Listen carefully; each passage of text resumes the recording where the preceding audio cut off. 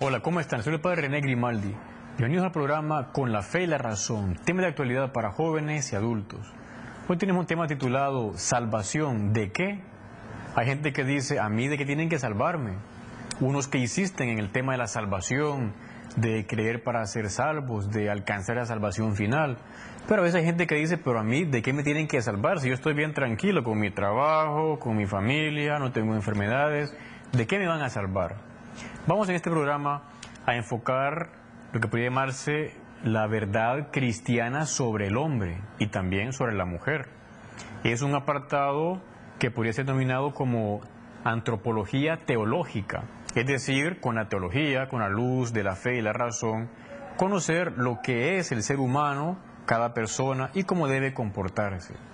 Vamos a remontarnos a una frase muy antigua que venía en los filósofos griegos y sobre todo que aparecía esculpida en el dintel de la puerta en el templo de Delfos, en la antigua Grecia.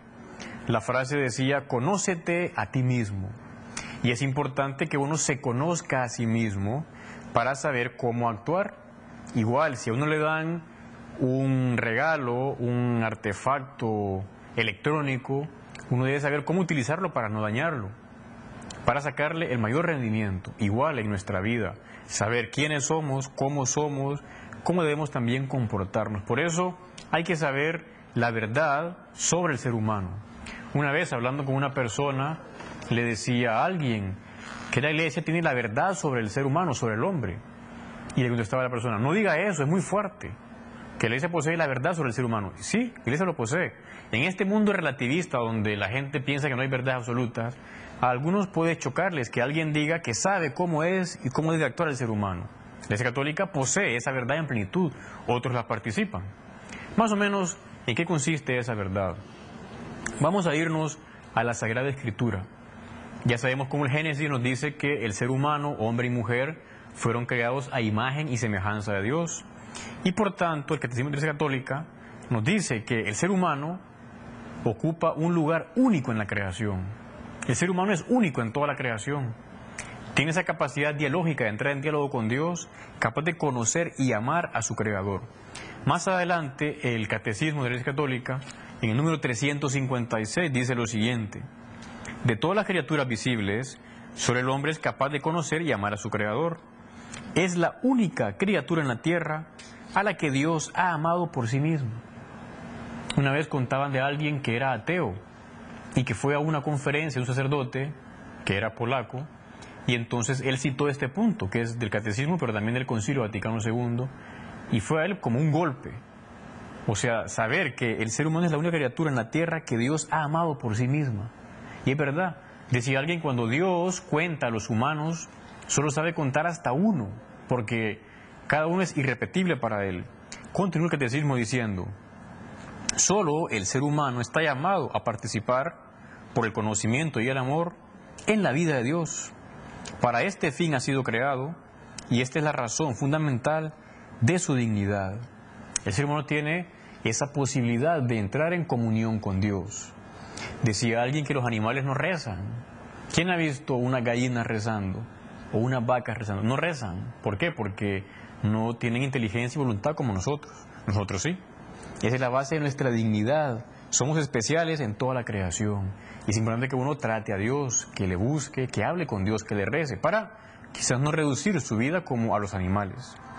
Continúa el Catecismo diciendo lo siguiente: por haber sido hecho a imagen de Dios, el ser humano tiene la dignidad de persona. No es solamente algo, sino alguien. Y este es otro matiz, otra enseñanza muy clara, que nosotros no somos algo, sino alguien. Cada ser humano es persona. Por tanto, vamos viendo lo que la fe va explicándonos y diciéndonos. La fe y también la recta razón del gran papel del ser humano en la creación.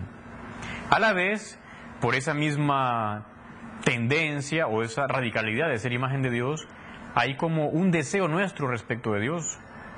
Decía alguien que el ser humano ha sido creado por Dios y para Dios, y solo en Dios encontrará la dicha que no cesa de buscar. Esa felicidad que todos buscamos solo está en Dios. Por eso los santos han sido y son las personas más felices, porque han vivido en plenitud su vocación. Nuestra vida es buscar a Dios. Hay un texto famoso de un gran santo llamado Agustín de Hipona. San Agustín, que como quizá usted sabe, tuvo una vida un poco así azarosa, pero tenía en su alma ese deseo, esa búsqueda de Dios. Pues hay una frase que también viene aquí en el Catecismo recogida, donde San Agustín sintetiza el deseo del ser humano. Dice: nos has hecho, Señor, para ti, y nuestro corazón está inquieto hasta que no descanse en ti. Sin embargo, aunque el hombre ha sido creado por Dios y para Dios, y tiene el deseo de Dios, y el mundo a la vez ha sido creado por Dios, experimentamos la presencia del mal. El mal, a veces en nosotros mismos, tenemos movimientos de envidia, de enojo, de ira, sensualidad desordenada. Deseamos cosas que a lo mejor no son buenas o que no debemos desear. También experimentamos la presencia del mal alrededor. Vemos en la sociedad a veces injusticia, robos, asaltos, corrupción incluso de menores. La gran pregunta es, si Dios es bueno, ¿de dónde viene el mal? ¿Por qué existe el mal?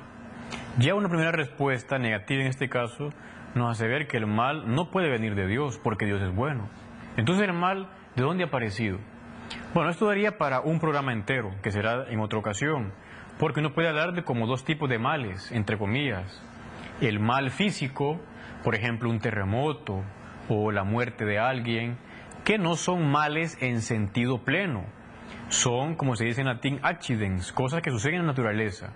La tierra se movió, se cumplieron unas leyes y se cayeron unas casas, o se cayó una montaña. O que un ser humano muera, digamos que también es como parte de su misma naturaleza. Es un ser que es mortal, por así decir. Pero sobre todo el mal en sentido pleno es el mal moral, ese que me refería antes, las envidias, los enojos, la corrupción de menores, los crímenes que se hacen en la sociedad. Todo ese mal moral, que no es un mal físico, digamos, de la naturaleza, sino ese mal interno de la persona, ¿de dónde viene? Pues es importante conocer el origen para